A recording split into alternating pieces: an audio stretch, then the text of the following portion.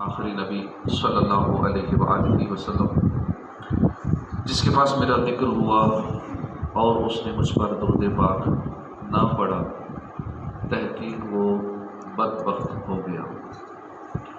صلو علی الحبیب صلی اللہ تعالی علی محمد صلی اللہ علیہ وآلہ وسلم۔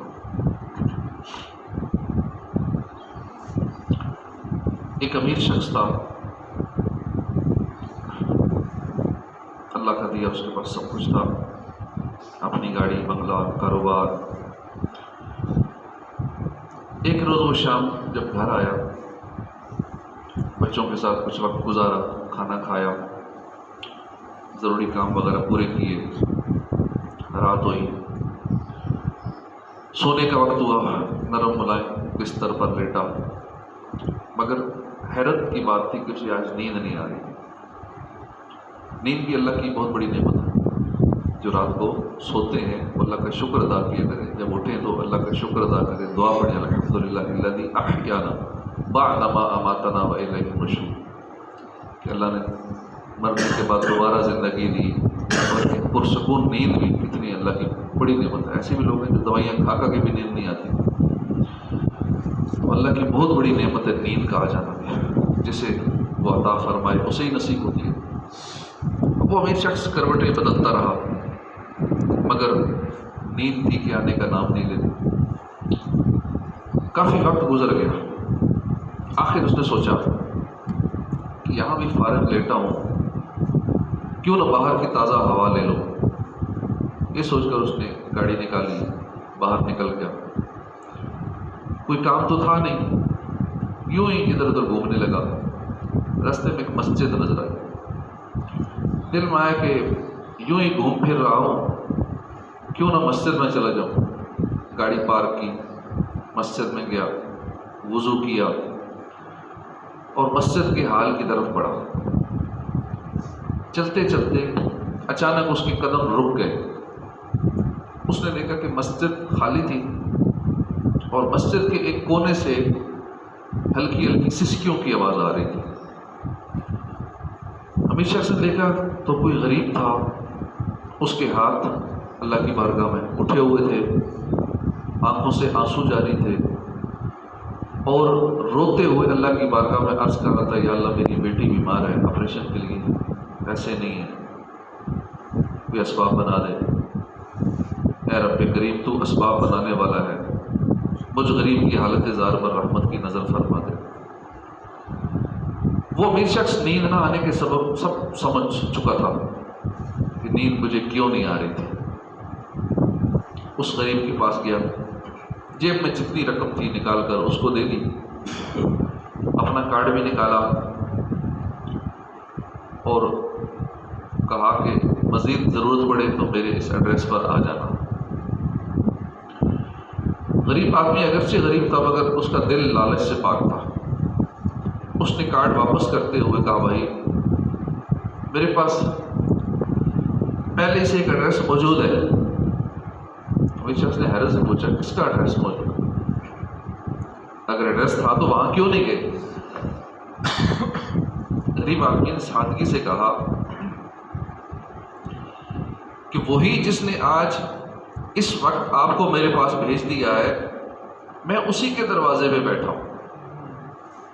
آج میری ضرورت پوری ہو گئی ہے، دوبارہ جب ضرورت ہوگی تو پھر اسی دروازے پہ آ جاؤں گا، میری وہ ضرورت پوری کر دے گا۔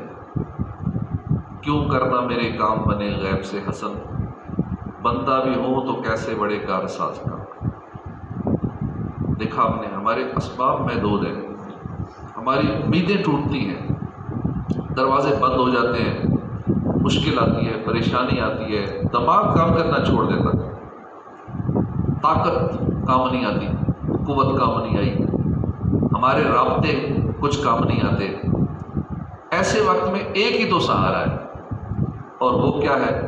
میرے پیارے اللہ پاک کی بارگاہ۔ اس دروازے سے کوئی خالی نہیں جاتا، کوئی مایوس نہیں جاتا۔ یہاں جھولیاں بھری جاتی ہیں، یہاں سے بھیک ملتی ہے، اور ایسے انداز سے ملتی ہے، ایسی جگہ سے ملتی ہے کہ بندے کا وہم و گمان بھی نہیں ہوتا کہ میرا مسئلہ یوں حل ہونا تھا۔ عیون الحکایات ایک بڑی پیاری کتاب ہے، اس کے اندر بڑی ایمان افروز حکایات لکھی ہیں، سچے واقعات لکھے ہیں۔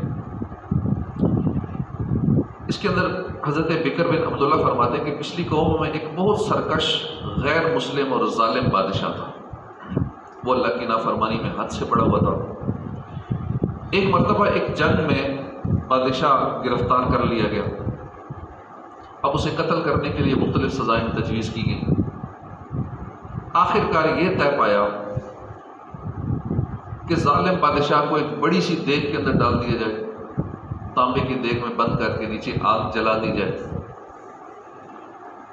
ایسا ہی کیا گیا، تانبے کی ایک بڑی دیگ میں بادشاہ کو ڈالا، نیچے آگ جلا دی گئی۔ آہستہ آہستہ دیگ گرم ہونا شروع ہوئی، بادشاہ کا جسم جھلسنا شروع ہوا۔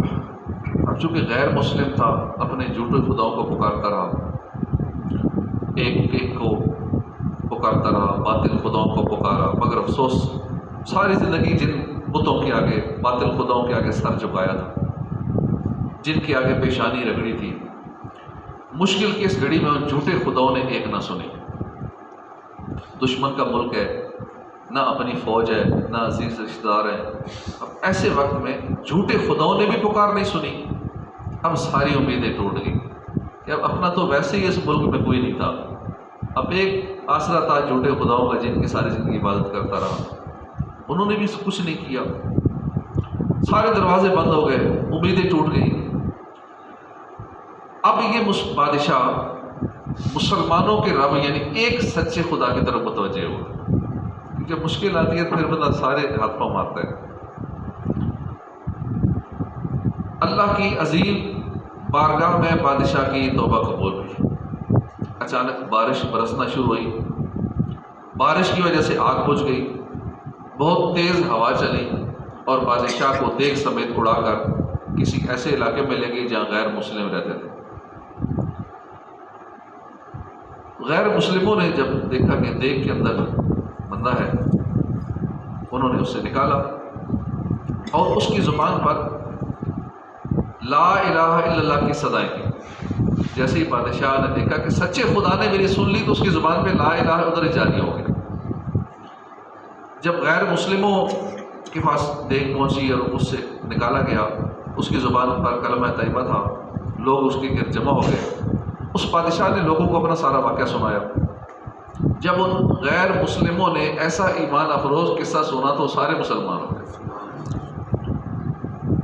دیکھا آپ نے، جو بندہ سچے دل سے اللہ کی طرف متوجہ ہوتا ہے، اللہ کی جانب رجوع لاتا ہے، سچے دل سے اللہ کو پکارتا ہے، تو اللہ پاک اس کے لیے کیسے کیسے اسباب پیدا فرما دیتا ہے۔ مگر افسوس کی بات ہے، آج ہماری زندگی میں یہ بات بہت کم ہوتی جا رہی ہے۔ ہم جانتے ہیں کہ ہمارے اسباب محدود ہیں، ہم جانتے ہیں ہم محتاج ہیں، ہم جانتے ہیں ہم پر مشکل آتی ہے، مشکلات آتی ہیں، مگر دعا کرنے میں سستی کرتے ہیں۔ اللہ کی بارگاہ میں استعانت یعنی مدد مانگنے کا رجحان بھی ہمارے معاشرے میں بہت کم ہو چکا ہے۔ دنیا میں بڑے بڑے ٹیسٹ ہوتے ہیں، تو آئیے چند لمحوں کے لیے ہم اپنا ایک ٹیسٹ کرتے ہیں۔ ہم میں سے ہر ایک غور کرے کہ جب مجھے پریشانی آتی ہے تو سب سے پہلے میری توجہ کدھر جاتی ہے؟ سب سے پہلا خیال کس کا آتا ہے؟ عمومی حالات میں یہی ہے کہ اگر بندہ بیمار ہو جائے تو سب سے پہلا خیال ڈاکٹر کا آئے گا، کس ڈاکٹر کے پاس جاؤں، کس ہاسپٹل جاؤں۔ اگر کوئی قانونی مسئلہ بن جائے تو سب سے پہلا خیال وکیل کا آتا ہے۔ اگر پیسوں کی ضرورت پڑ جائے تو فوراً اپنے دوستوں، بھائیوں، جاننے والوں توجہ داری، کس سے پیسے مانگوں، فلاں سے فلاں سے فلاں سے۔ ہر ایک اپنے دل سے پوچھے، کیا ایسا نہیں ہے؟ شاید بہت ساروں کو جواب ہاں میں آئے گا کہ جس ٹائپ کا مسئلہ آیا توجہ اسی طرح کے لوگوں کی طرف گئی، ہاں یہ فلاں مسئلہ حل کرے گا۔ مشکل اور پریشانی کے وقت ہمارے دل میں پہلا خیال دنیا کے ظاہری اسباب کا آتا ہے۔ یہ بھی اگرچہ گناہ نہیں ہے، البتہ ایک مسلمان کی شان یہ ہے کہ ایک مسلمان کو پریشانی آئے، بیماری آئے، کوئی مسئلہ بن جائے، خوشی ملے، ہر حال میں سب سے پہلا خیال جو اسے آنا چاہیے وہ اللہ پاک کا آنا چاہیے۔ سارے ظاہری اسباب کی اہمیت اپنی جگہ ہے، بیمار ہو تو دوائی بھی لینی چاہیے، ڈاکٹر کے پاس جانا چاہیے، مشکل آئے تو بھائیوں دوستوں سے مدد مانگنا بھی اپنی جگہ درست ہے، مگر یہ ساری چیزیں سیکنڈ پریارٹی پہ ہیں، یہ دوسرے درجے کی ہیں۔ ایک مسلمان کی اپنے رب کریم کے ساتھ ایسی لو لگی ہونی چاہیے کہ کچھ بھی ہو جائے، حالت کیسی ہو، کیسی مشکل آ جائے، اس کے دل میں سب سے پہلا خیال اللہ پاک کا آنا چاہیے۔ بیماری آ گئی، یا اللہ مجھے شفا عطا فرما دے، ٹھیک ہے، باقی کوشش کرے، دوائی لے، ڈاکٹر کے پاس جائے، قانونی مسئلہ بن گیا، کیسوں میں پھنس گیا اور معاملات بن گئے تو اللہ کی بارگاہ میں خود کو حاضر کر دیا، اللہ میرا یہ مسئلہ بن گیا تھا، دیکھیے گا اللہ ایسے اسباب بنائے گا، سارے مسئلے حل ہو جائیں گے۔ تو اللہ پاک ہمیں عمل کی توفیق عطا فرمائے، اور اس چیز سے جو ہم دور ہو چکے ہیں، دعاؤں سے، ان چیزوں سے، ہم انسان ہیں، ہمارے پاس بظاہر زندگی گزارنے کے لیے جو اسباب ہیں وہ بڑے محدود قسم کے ہیں۔